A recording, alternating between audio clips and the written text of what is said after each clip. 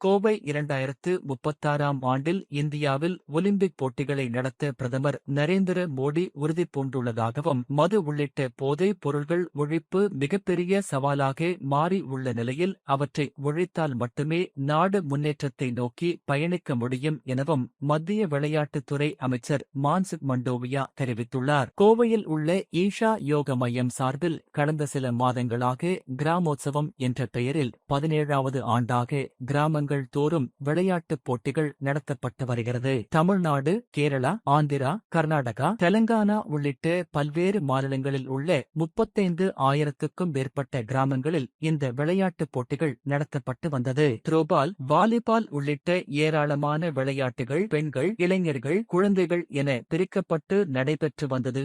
இந்த நிலையில் த்ரோபால் மற்றும் வாலிபால் விளையாட்டுகளின் இறுதிப் போட்டிகள் மற்றும் பரிசளிப்பு விழா கோவை ஈஷா யோக மையத்தில் நேற்று மாலை நடைபெற்றது.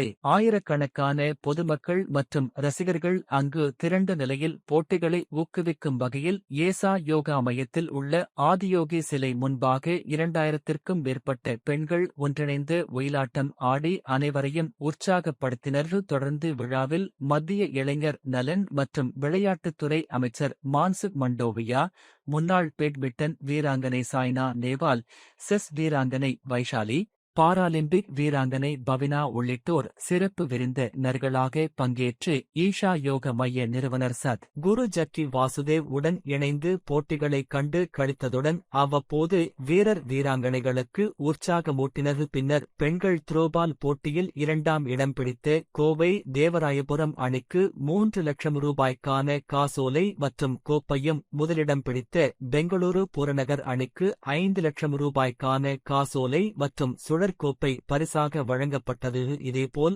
ஆடவர் வாலிபால் இறுதிப் போட்டியில் வெற்றி பெற்ற சேலம் உத்தம சோழபுரம் அணிக்கும் 2ஆம் இடம் பிடித்த பெங்களூர் புறநகர் அணிக்கும் கோப்பைகளும் பரிடு தொகைக்கான காசோலையும் வழங்கி பாராட்டு தெரிவிக்கப்பட்டது. முன்னதாக விழாவ இந்த கிராமோத்சவம் ஈஷா கிராமோத்சவம்ன்றது முக்கியமாக நம்ம கிராமங்களில் முக்கியமாக ஆரம்பித்தது தமிழ்நாடு கிராமங்களில் ஒரு கிராம மக்களுக்குள்ள ஒரு தெம்பு கொண்டு வரணுன்றதுக்காக